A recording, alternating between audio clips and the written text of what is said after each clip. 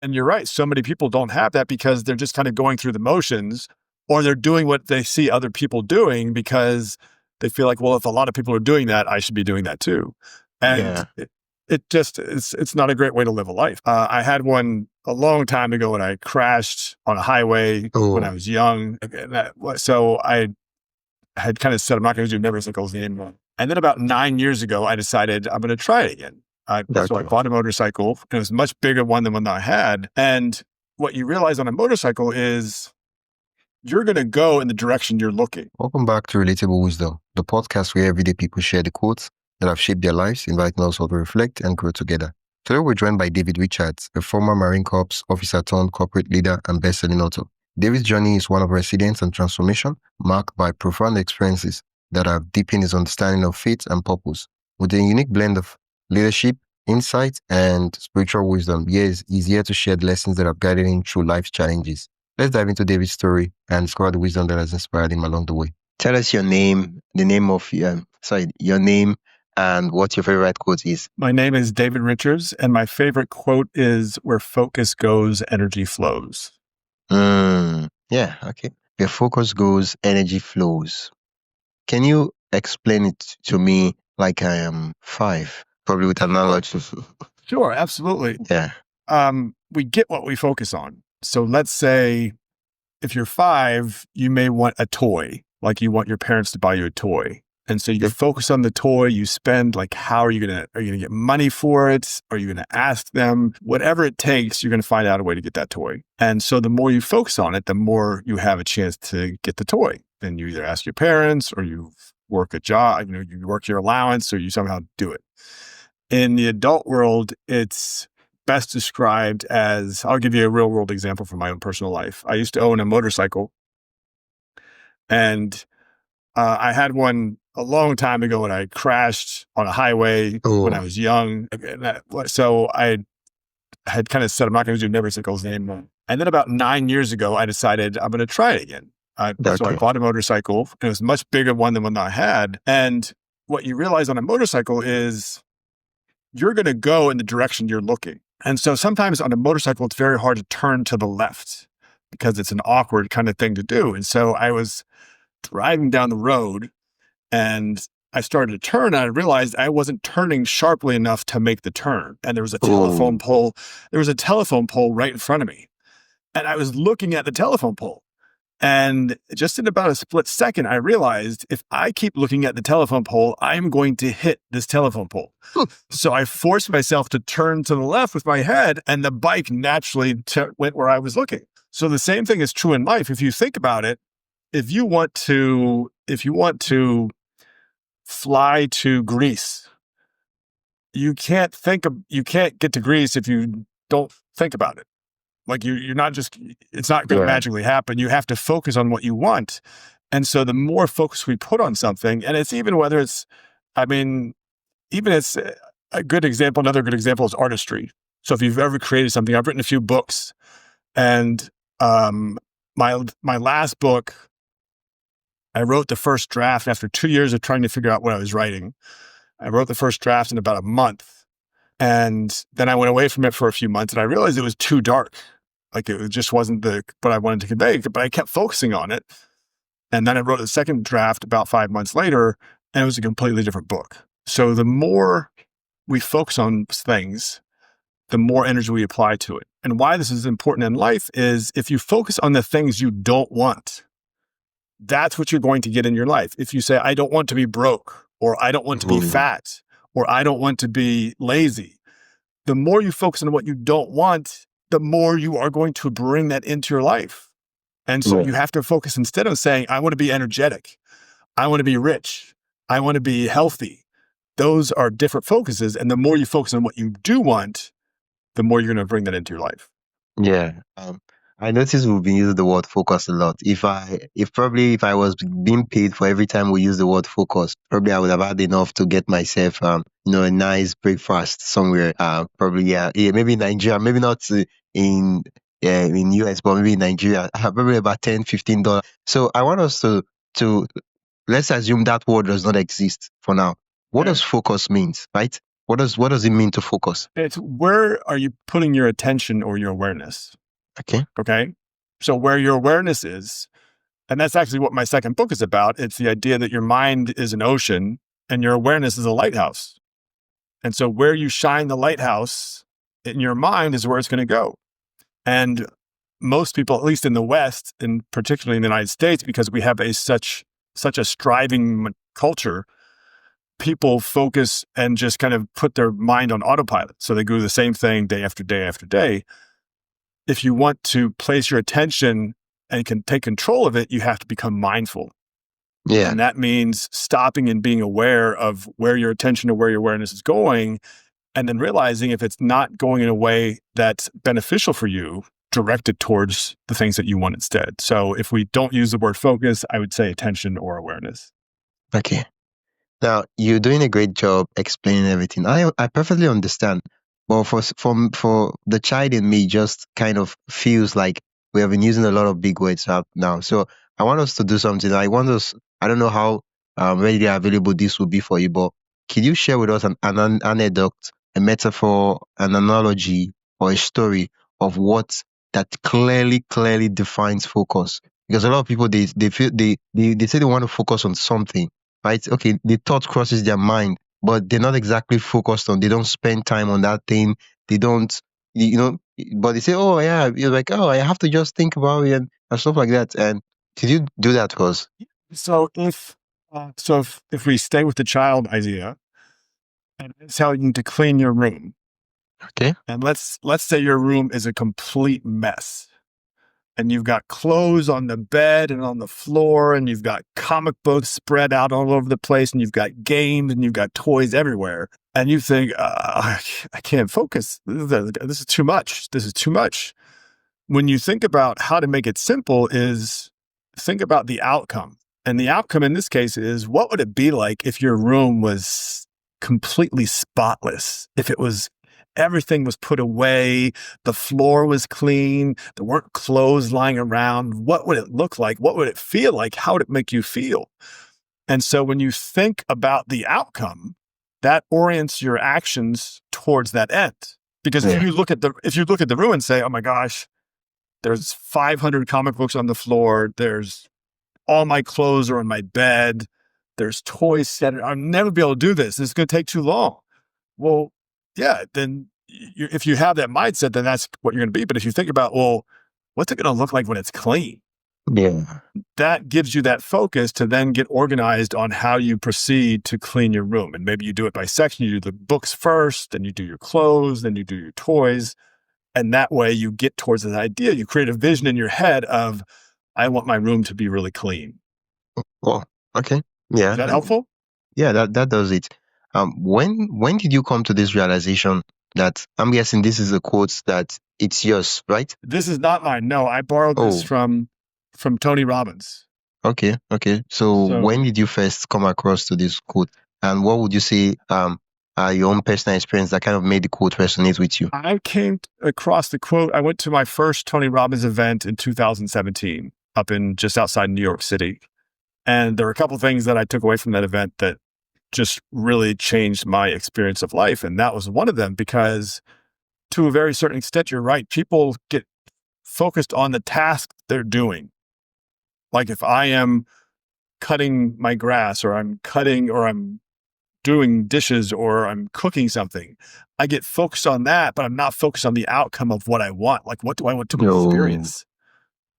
And when I start to think, because if I get focused on the task, then it's, well, I just have to do this and I have to do this and then it'll be done and I can do it. If you start to think about, well, how do I make this experience good? Then you start to think about, well, what do I want out of this? I want to make a good meal for my family, or I want to go on a date with a girl and have an amazing experience because I want to just focus my energy and attention on her and give her my attention and make her feel seen and understood and heard. Then that becomes a very different experience.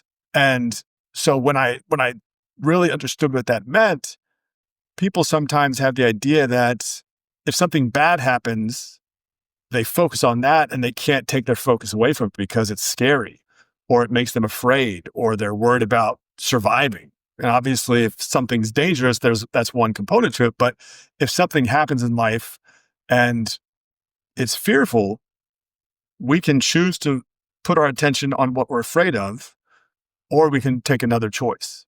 And as you start to, what I've come to appreciate, I've been in the Tony Robbins world now for 8 years. What I've really come to appreciate is when you realize you always have a choice of how you can choose to experience life, then I choose to make my life as beautiful as possible. Oh, well, focus. For most people, when they hear the word focus, the other word that kind of runs through their head is attention. And then another one is yes, which you just said. Yes, the word yes is what runs through their mind.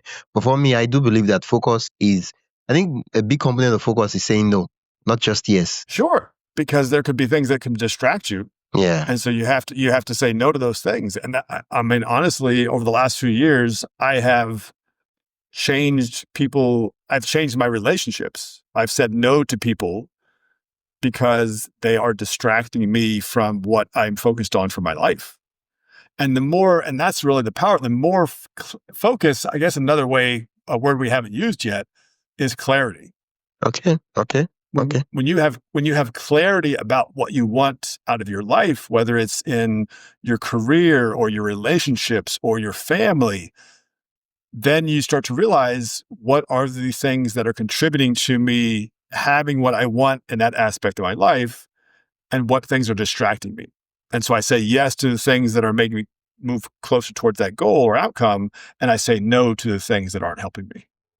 Yeah. I mean, clarity, it helps to make a demand of it. I'll give an example. If I was to go to the market, let's say I was shopping, and probably you were selling, let's say fish, for example, or okay, what example? Let's say you sell grains, all these different grades. What are the examples of cereal now? Rice, um, oh, and yeah, there are different rice and all that. And I'm at the shop. I'm like, oh, they said I should buy some of the cereals and grains. Okay, I'm looking at them, and then you ask me, what do I want?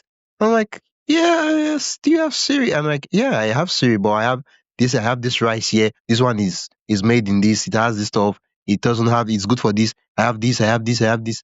And I'm like, I don't really know. Just give me anything. Because I don't know what I want. But if I know what I want, I'm like, no, that stuff. What's this? Why are you giving me this stuff? That's not what I asked for. I told you this. Can't you hear what I say? Look, you look as if you just started this business yesterday. I asked for this. What? This does not look like this. Why are you giving me this? Most people, since they don't know what they want, so they just end up going with anything. That's so true. And that's because people can tell you more of what they don't want, but they can't really tell you what they want. And so when that happens, you're right. People can't make a choice or decision. And so they go with what someone says, well, this is best for you, or take this.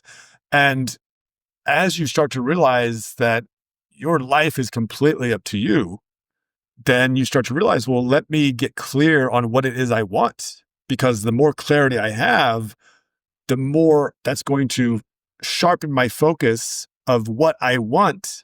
And once I have that focus, then I can say, okay, how do I get from where I am to where I want to be? Yeah.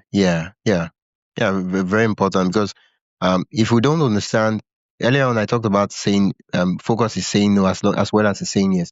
Because the strange thing about saying yes and saying no is that every yes you say is a no you've said without you knowing, and every no you say is a yes you've said to something else. I'll give an example. You said yes to coming on this podcast. There are other things you said no to. You probably by now you'll be probably relaxing on the couch and just watching some of the series. Let's take a quick pause. If you're enjoying this conversation and want more thought-provoking ideas straight to your inbox, join the Relatable Wisdom email list.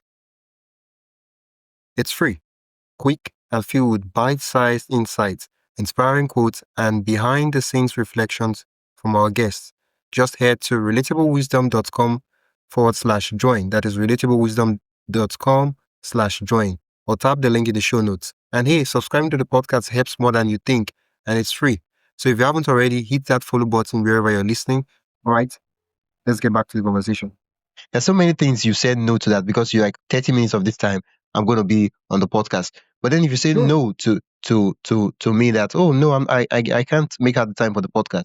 There are other things that you would say yes to, like without us knowing. So it has to be a question of, okay, if I'm saying, because sometimes people focus on the wrong things, not necessarily wrong, not that the thing is wrong, but it's just that it's wrong for them. It's not what they want. It's very true. Well, and if you don't, again, it's that clarity. If you don't understand what you want, if you don't understand the destination that you're approaching, then your route is going to be very messy because you don't have that clarity. And you're right. So many people don't have that because they're just kind of going through the motions, or they're doing what they see other people doing because they feel like, well, if a lot of people are doing that, I should be doing that too. And it just it's not a great way to live a life. You have to realize that even in the world today, I mean, we're talking and we're probably 5,000 or 6,000 miles apart from each other. And yet that we have this ability through technology. And yet there are some people who are just so caught up in trying to keep up with whatever's popular, doing whatever they see other people doing, that becomes a life of frustration and futility because you don't really develop a sense of your own identity. You are just a version of someone else in some sense. Yeah, I think one of the most important things we should talk about, as much as we're talking about focus, is a concept that I just thought of right now in my head. I don't know if someone has named it before, but I like to call it pseudo focus, false focus, where it appears like you're focused on something. It appears like it's a focus, but it's not actually focus. I give an example. It's like being busy. Like you're busy, but you're not actually doing it. You're not actually productive. You're not actually doing anything. So how do we know that we have pseudo focus and we are not focused? So I would call that procrastination in some sense. Is it because if it's pseudo focus, then it's like if I'm working on a screenplay. I'm turning one of my books into a screenplay. And if I say, okay, today I'm going to write 20 pages of my screenplay. Okay. And I sit down to write my screenplay and I look around and I say, oh my gosh, my desk is so messy. I need to clean my desk instead. Okay. And now I spend 20 minutes cleaning my desk. Okay. I'm doing the screenplay. I'm doing the desk instead. And so what's really more important, that my desk is clean or that I work on the screenplay?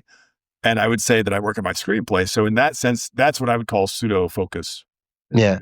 In the example you gave, it's very clear to distinguish between the two. But you see, there's a tricky example one could have, and that could be, let's say I wanted to be a podcaster, or let's say I wanted to be a podcast guest, or whatever the case might be. For me, as being a podcaster, I could decide to say, okay, let me watch some videos and analyze some of the top podcasts, which there's nothing bad with that. But here's the thing: instead of me to start to press record and start having a chat and just learning and doing the thing and actually spending time and energy on it, I end up just checking out the top podcasts, consuming a lot of podcasts, which nothing. It's not like it's bad, but it's at the end of the day, I said earlier on that what we say yes to, we're saying no to something else. Sometimes we try to do something that looks like the work, feels like the work, but is not the work. Yeah. And in your example, you talk about screenplay. Like, I mean, you could actually start reading or listening to some of the best screenplay instead of writing your screenplay.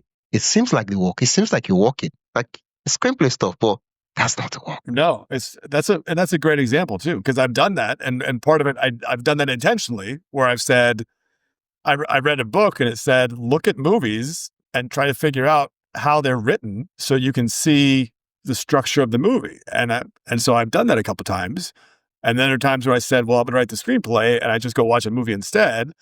And I'm not really telling myself that I'm watching how this movie is written. So in some cases, it's very true. I think that's a really great example. Yeah, I think for me, what I've been trying to do is being intentional about the time I spend. I'm like, okay, I'm going to spend 1 hour on the podcast, right? The time for the podcast is not the time for researching. The time for the podcast is not the time for learning about the podcast.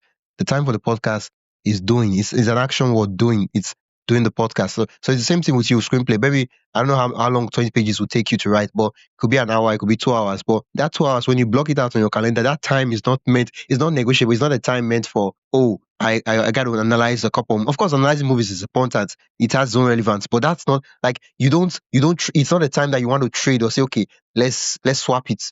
You don't do that. else what you realize is that 2-3 months later, you're like, oh, I've been watching a lot of movies lately and nothing to show for it.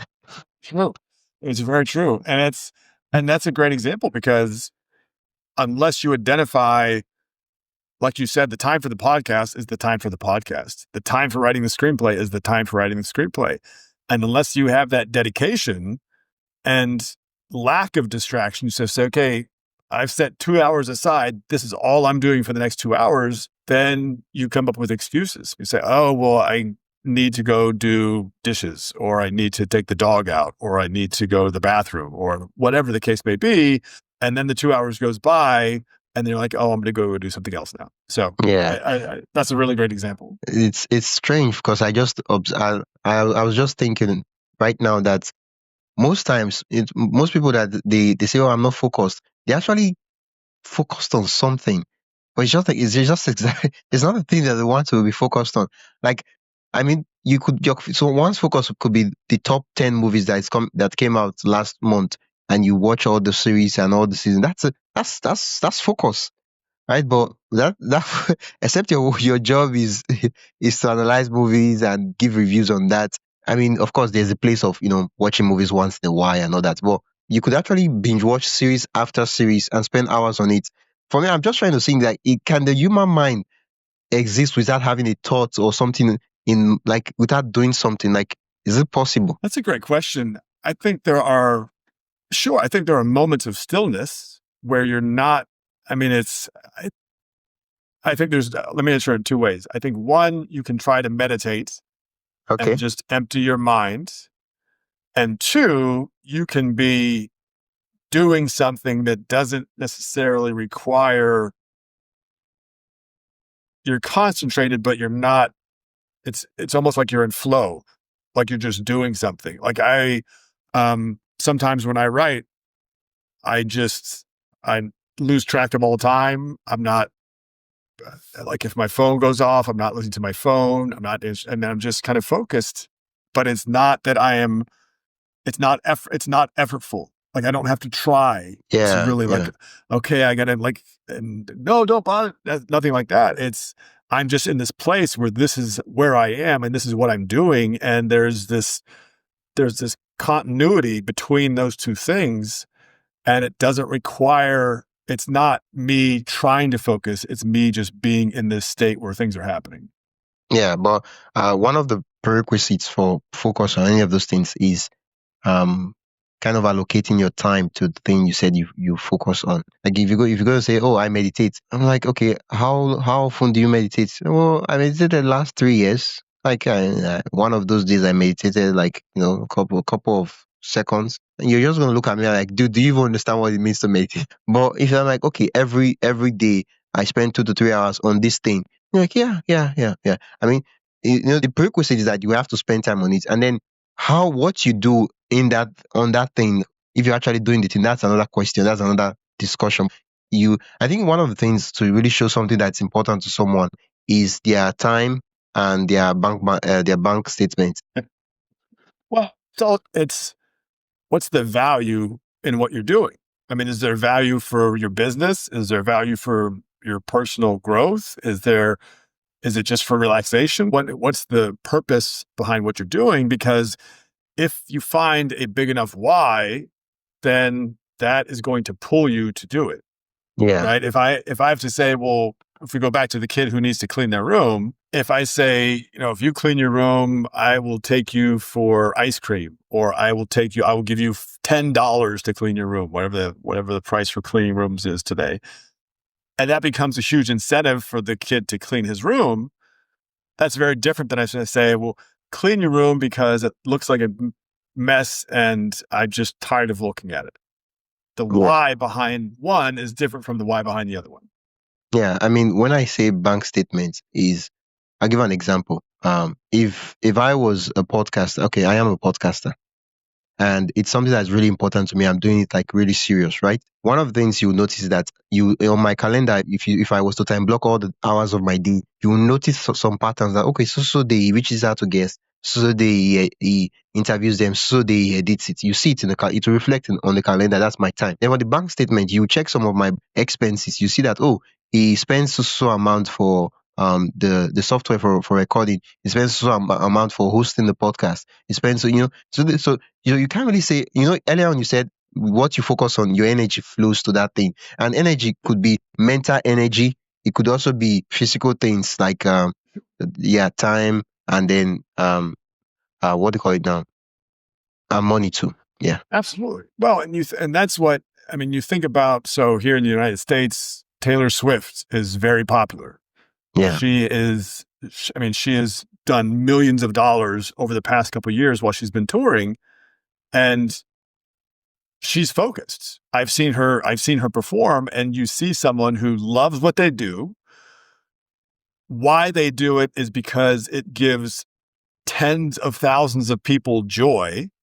And so you see this correlation, and that's why she's a multimillionaire, maybe even a billionaire by this point, because of that. So there's a correlation to it. If she weren't as focused on her career and what she does, her audience would not be as big. So I agree with you completely. Yeah, I guess the full statement would be kind of like the revised 2.0 edition will be what you focus on. How do you say it again? Where focus goes, energy flows. Okay, where focus goes, energy and resources goes. Yeah, very true. I mean, in terms of, if I was to give an example in the government, right? You know the focus of a government by where they spend their budget on. If a government that is focused on education, on the education of the youth, the young generation, and preparing them for the future, it will reflect on their budget. A government that is focused on taking care of their veterans, it will reflect on the budget. So it's not a matter, we love our veterans, we love these people are really dear to our heart. Yeah, but it has to show. Let's see it. You have to show. So energy and resources, depending on the context we're talking about, flows to where the focus is. Wow. Yeah. Well, and I would say wisdom. I mean, I would say money is energy, right? Because what do we call it? We call it currency, like electricity. Electricity is the currency. Yeah. So it's that's also very true. And obviously, I think for any entrepreneur, any podcaster, it's how do I take what I love and make it impactful for people so that it provides value and service and also brings revenue in to my bank account. So I think that's a great point. Yeah. Wow. It's the way time just flies. It surprises me, and I'm like, when do we even start the introduction for the podcast? Wow. Yeah. Wow. Thank you so much for making it easy to chat with you. Oh, thank you. Thanks for reaching out. It's been a pleasure. I really appreciate this, and let me know if I can ever serve you again and beyond. Yeah. Where can listeners learn more? What do you do, and where can listeners learn more about you and what you do? So I'm an author, and as I said, I'm working on a screenplay to turn one of my books into a movie. But you can look me up on Instagram at David Richards Author, and you can go to my website to look at my books, davidrichardsauthor.com. Okay. There was a book you mentioned. I think there was a book you mentioned about focus. Well, so my second book is called The Lighthouse Keeper. That's actually the one that I'm working on the screenplay for. Oh, it's fiction. It is fiction. Yeah. Okay. The Lighthouse Keeper. Wow. But it's all about focus. Wow. Okay. I think I should get my feet wet. Let me explore fiction a bit. Yeah, The Lighthouse Keeper. The Lighthouse Keeper. Absolutely. And hopefully here in the next couple of years, it'll be a movie that you can watch. Wow. That'll be great. That'll be like fantastic. Hopefully when that becomes a reality, I would love to have a conversation with you about that. And please do reach out, and then we can schedule an episode. That sounds great. I'll do that. Wisdom, thank you so much. I really appreciate it. Thank you so much. Thanks for listening to Relatable Wisdom. If you found something meaningful in this episode, make sure to follow or subscribe wherever you're listening. If you'd like to support the show, you can do that by buying me a coffee. The link is in the show notes. Every little bit keeps the conversations going. I'm your host, Wisdom Okonkwo, and I will see you in the next one. Until then, stay curious, stay inspired, and keep growing.